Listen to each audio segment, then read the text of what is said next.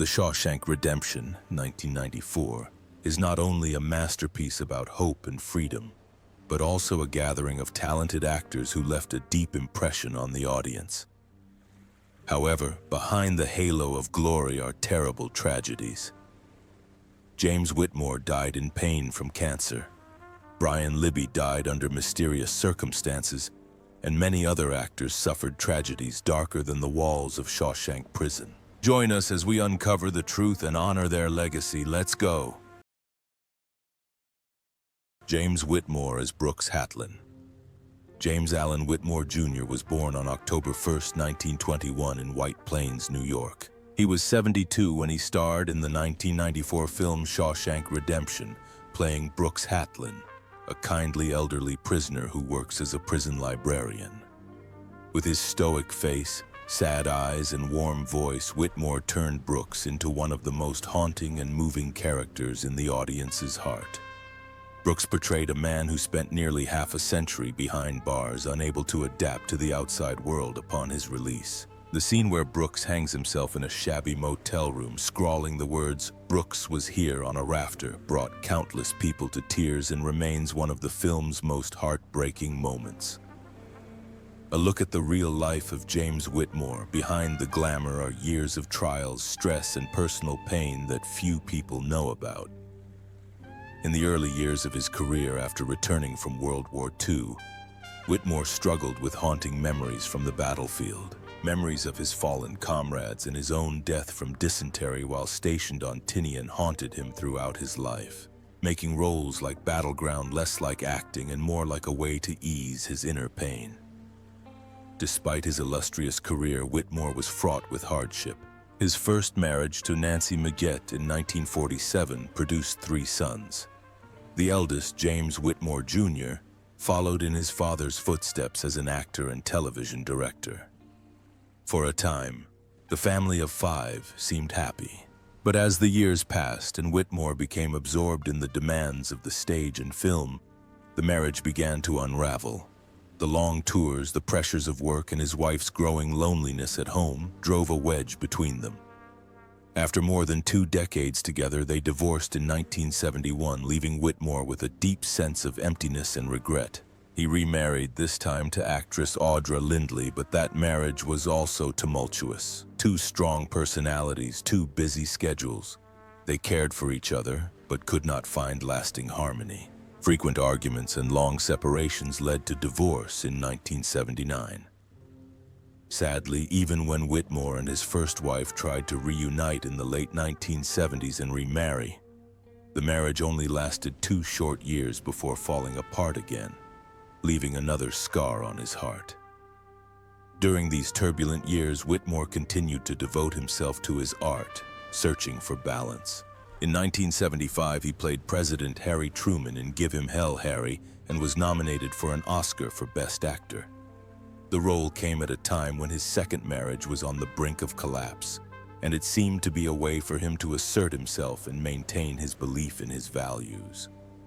Later, though still admired, Whitmore lived a quieter life, devoting his time to the stage, to one-man shows, and to the small garden he tended as a form of solace. He found peace with his last wife, Noreen Nash, who stood by him in his final years.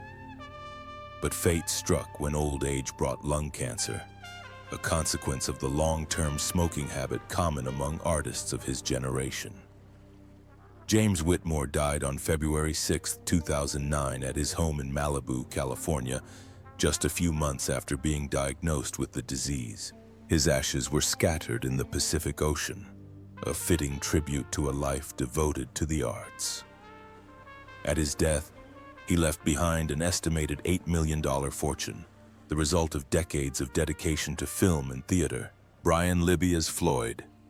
Brian Libby was born on April 20, 1949. He was 45 when he appeared in Shawshank Redemption in 1994, playing Floyd, a prisoner in a close-knit group of friends that included Andy and Red. Although his role was not as prominent as Brooks, Libby's Floyd quietly contributed to the film's authentic portrayal of friendship and solidarity among the prisoners. Every time Floyd appeared on screen, he exuded a simple and warm demeanor, very much like the real person his colleagues often mentioned. Brian Libby's life and career were marked by a quiet persistence in supporting roles. He never had the good fortune to play a major role or to shine as a star. He spent most of his career in small roles, often in Frank Darabont films. After Shawshank Redemption, Libby appeared in Air Force One, 1997, and The Mist, 2007. But despite his big-budget work, he remained a low-profile actor behind the scenes. This brought its own pressures as he worked tirelessly but rarely received public recognition or praise. In his personal life, Libby remained a mystery to the media. He lived quietly, avoided scandal, and rarely shared his private life. That secretive nature also brought loneliness, especially later in life, when the spotlight faded and roles became scarce. After 2007, Libby gradually disappeared from the screen, leading many to believe that those were difficult, lonely, and forgotten years. Brian Libby passed away on June 18, 2021, at the age of 72. The cause of death was never announced, giving rise to much speculation about his health and final days. Some believe he battled illness quietly, while others say his passing reflected the natural ravages of old age and years of silent struggle. At the time of his death, his fortune was estimated at $2 million, a modest sum that reflects his quiet and dedicated career. Rita Hayworth as Gilda Munson Farrell. Rita Hayworth was born on October 17, 1918 in Brooklyn, New York. When she appeared in Shawshank Redemption in 1994 through archival footage from Gilda 1946, she was 28 years old when she played Gilda Munson Farrell, a role that shaped the public's image of Hollywood's love goddess. The moment Gilda tossed her hair back and smiled enchantingly as she asked, "I," became legendary, not only in Gilda, but also as a symbol of hope and desire for freedom in Shawshank Redemption, associated with the dream of the prisoner in Shawshank. However, behind the glamour of the Hollywood love goddess was a life full of suffering, with tragedy following her until the end of her life. As a child, Rita endured the physical pain of being forced to undergo electrolysis to raise her hairline to conform to the beauty standards of the time. Her youth was marked by broken marriages and heartache. Her first husband, Edward Judson, was seen as a traitor who sold her out for his own gain, pushing her into a world of relentless fame without regard for her own happiness. She then sought out a soulmate in the brilliant director Orson Welles, only to be shunned by him as he pursued his art. Her marriage to Prince Ali Khan, which initially seemed like a promise of peace, ended in bitter legal battles and loneliness as she faced pregnancy and motherhood alone.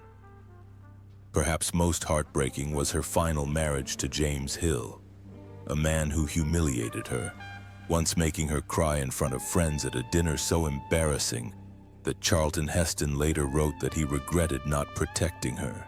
Each broken marriage made Rita more lost and sad. While the public continued to admire Gilda's image, Hayworth herself bitterly admitted, "Men fell in love with Gilda, but they woke up with me." Off-screen, she was a shy, weak woman longing for a real home, something she never found. After Gilda, Rita's career gradually declined.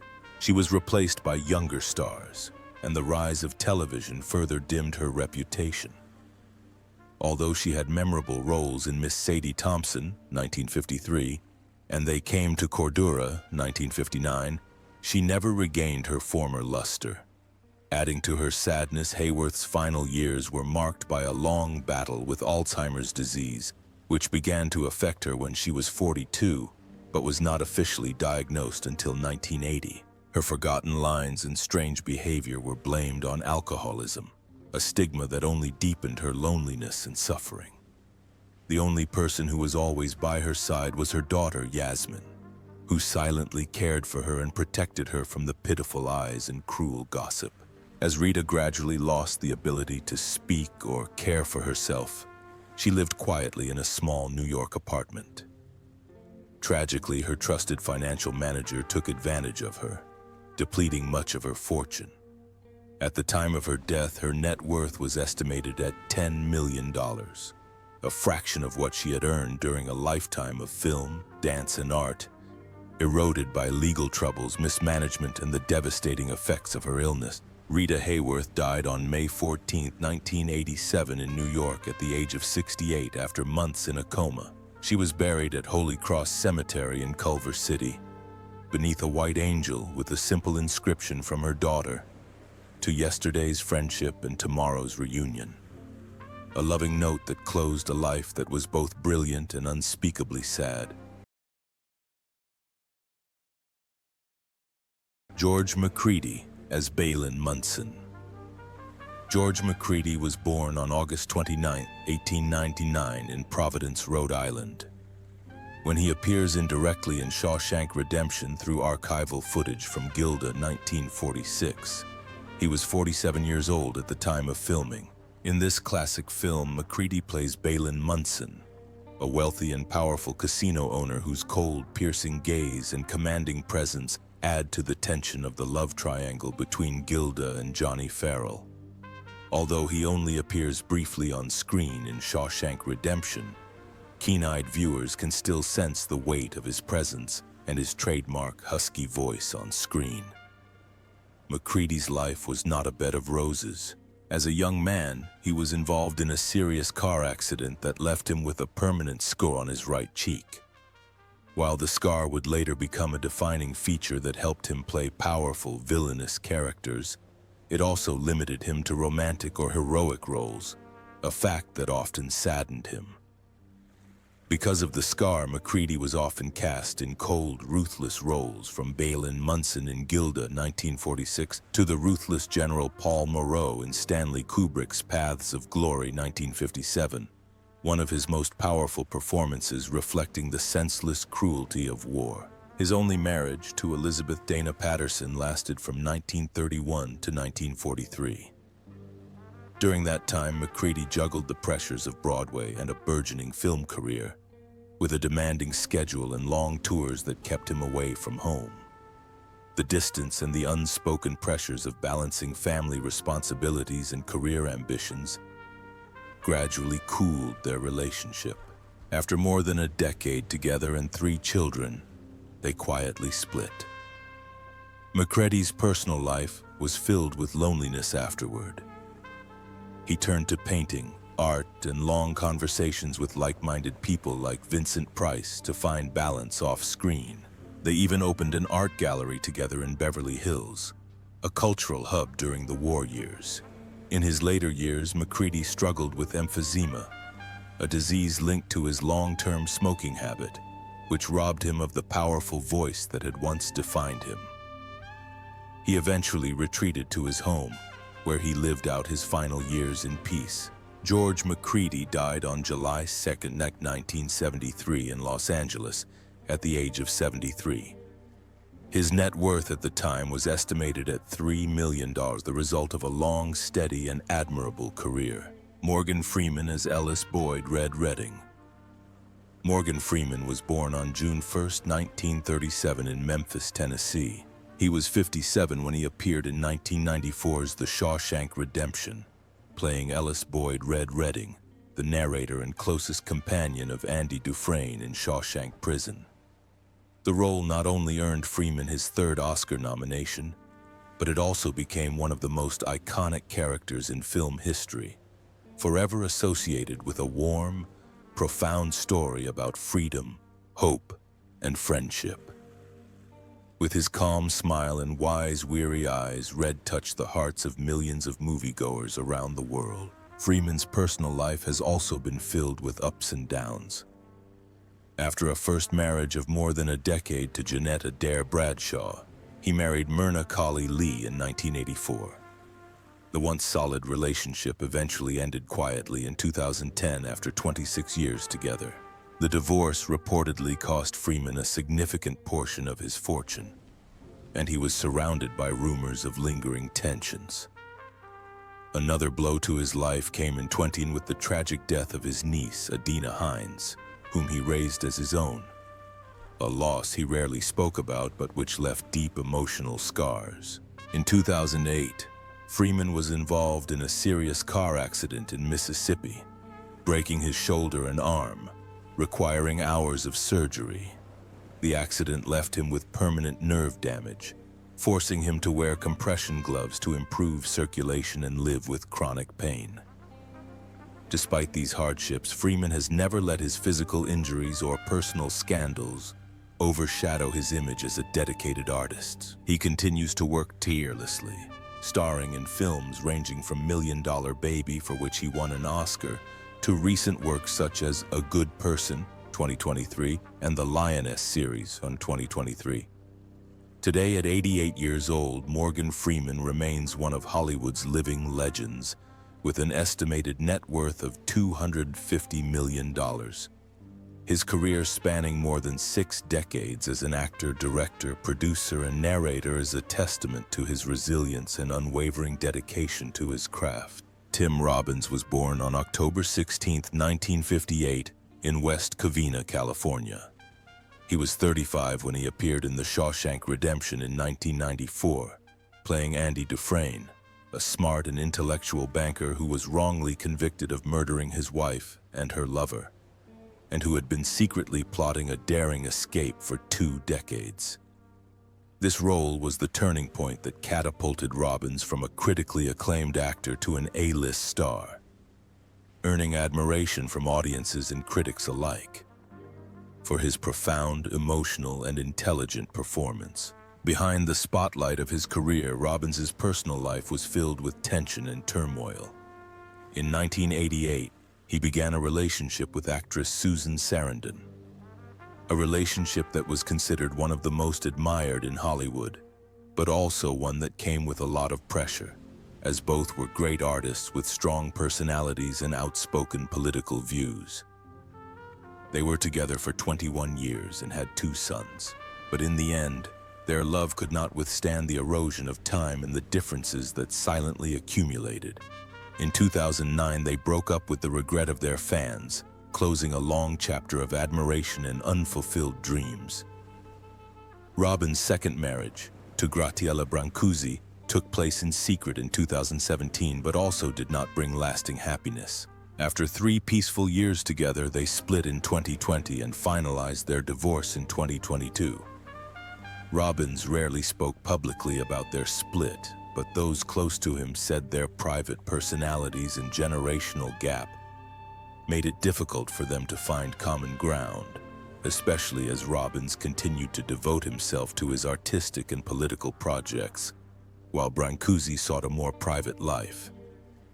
Robbins not only had to deal with the breakups in his love life, but he also had to endure the stress of being the center of controversy for his political statements. He publicly opposed the Iraq War in 2003, a stance that turned some of the public against him and even led to the cancellation of a planned induction into the National Baseball Hall of Fame.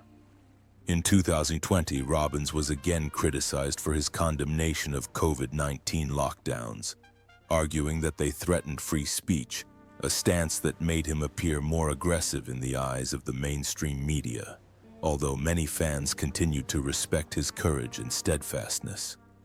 Amid the turmoil, Robbins continued to dedicate himself to his art. Films like Mystic River and more recently the Silo 2023 series reflect the soul of an artist who is constantly concerned with justice, freedom, and the human condition. Despite the emotional shocks of his personal life and the pressure of public opinion, he has maintained his passion for creation, continuing to direct and act with undiminished enthusiasm. As of 2025, at the age of 67, Tim Robbins has an estimated net worth of $70 million, the result of more than 4 decades of dedication to film, theater, and music. Not only is it material wealth, but it is also a testament to a life full of ups and downs, constantly fighting for the art and ideals he believed in. Bob Gunton was born on November 15, 1945 in Santa Monica, California. He was 48 years old when he appeared in The Shawshank Redemption in 1994, playing Warden Samuel Norton, a ruthless, hypocritical, and corrupt prison guard who left a lasting mark on film history. Behind these powerful roles lies a man who has endured years of stress and hardship. Gunton's childhood was marred by war. He enlisted in the army and fought in Vietnam from 1969 to 1971. The brutal siege of fire support base Ripcord nearly cost him his life when he and his men returned at the last minute to save vital radio equipment. His Bronze Star was not only a testament to his bravery, but also a reminder of the life and death days and haunting nights that left deep scars on his soul. That lingering pain would resurface often afterward, especially when he played complex characters like Warden Norton and politician Ethan Kanan on 24 from 2007 to 2010. His first marriage to Annie McGreevy lasted from 1980 to 2006. Over the course of those 26 years, the pressures of work, the distance between them, and the scars of war gradually took their toll. At the time, while Gunton was focusing on big roles like Argo, 2012, he was also struggling with loneliness and self-doubt. He later remarried to Carrie Pitts in 2006, but his personal life remained private, carrying its own hidden burdens. Although he was spared any public scandal, Gunton admitted to having sleepless nights, haunted by memories of the past, the rigors of acting, and the burden of playing heavy-handed villains. He said the buildup of such stress sometimes made him want to step away from the spotlight altogether. But in the end, acting became his salvation, helping him transform his pain into genuine emotions on screen. His later roles in Ghostbusters Afterlife, 2021, and The Inheritance, 2024, were all challenges and testaments to his unwavering determination. As of 2025, at the age of 80, Bob Gunton is still steadfast, working hard and leaving his mark on the audience. Although he does not possess a huge fortune like an A-list star with a stable income from royalties from the film Shawshank Redemption and a long career, he has accumulated about 8 million USD. A modest number, but worthy of a life of dedication and overcoming challenges to live fully with passion and art. William Sadler as Haywood. William Sadler was born on April 13, 1950. He was 44 when he appeared in 1994's Shawshank Redemption, playing Haywood, a friendly, cheerful inmate who brought a bit of light to the otherwise gloomy atmosphere of Shawshank Prison.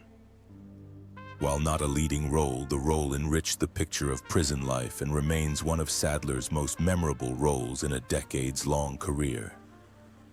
Sadler's life was not without its share of seedness. After many years of happy marriage to Marnie Joan Boxt, whom he married in 1978, he faced a heartbreaking loss when Marnie passed away in late 2024 after a 2-year battle with cancer. The loss left a void that was difficult to fill, especially since Marnie was not only his wife but also his spiritual support through all the ups and downs of his life and career. Sadler had previously experienced significant pressure in his career. For example, when he was desperate to win the role of Colonel Stewart in Die Hard 2, 1990, he was judged too young for the role. Determined, he asked a makeup artist friend to make him look 20 years older for another audition. That effort proved his determination and tenacity in his artistic path. But the relentless effort also meant enduring long periods of stress, sometimes leading to burnout. As he dealt with the loss of his wife, Sadler continued to work, using it as a way to fill the void and nurture his passion for acting. He remained active in projects like The Flash, The Rookie, Feds 2022, and Salem's Lot 2024, demonstrating incredible stamina even in his 70s. Today, at 75, William Sadler remains passionate about stage and screen, spending more time with his young family. His estimated net worth of $4 million is a worthy reward for a lifetime of dedication to his craft, overcoming all odds. Clancy Brown is Captain Byron Hadley. Clancy Brown was born on January 5, 1959, in Urbana, Ohio. He was 35 years old when he took on the role of Captain Byron Hadley in The Shawshank Redemption, 1994. delivering a chilling performance as the brutal, powerful, and terrifying prison captain, a role that left a lasting impression on audiences. Behind those memorable villains, Brown's life was also filled with quiet sadness and lingering pain. The greatest tragedy occurred during Brown's childhood, when his beloved older sister Beth died of leukemia in 1964. Brown was only 5 years old, and the loss left an unfillable void in his heart. That early grief sparked a lifelong compassion in him and inspired his dedication to charity, especially the scholarship programs established in Beth's name. Although Brown is known for his villainous roles, he is a devoted husband and father in real life. His marriage to Jean Johnson, which began in 1993, has endured despite the pressures of fame and the challenging pace of his career over the decades. Balancing dark characters like Kurgan in Highlander, 1986, or the cunning jock Jeffcoat in Billions, 1986, with his role as a caring father at home is not always easy. Brown has admitted in interviews that constantly playing villains can sometimes be mentally taxing, and he turns to books and charity work as a way to relieve stress and find peace. One of the most difficult periods for Brown was during the filming of Carnival, 2003-2005, when his role as Justin Crow's brother forced him to explore the deepest recesses of the human psyche. The intensity of the role was so great that Brown decided to stay away from his family for months at a time, determined to protect his loved ones from emotional harm. The experience made him appreciate family life even more and taught him how to balance work and family. He found joy in voicing friendly characters like Mr. Krabs in SpongeBob SquarePants and cherished quiet moments with his family as a balm for his spirits. Today, at 66, Clancy Brown is still active in the entertainment industry. He appeared in The Penguin 2024 as Sal Maroni and has continued to lend his voice to animated films and video games, proving his incredible endurance as an actor who has overcome countless challenges. His estimated net worth is around $10 million, a worthy result of a lifetime of tireless dedication and perseverance in the profession. The stars of the Shawshank Redemption left behind an unforgettable legacy, but their lives were filled with heartbreaking secrets.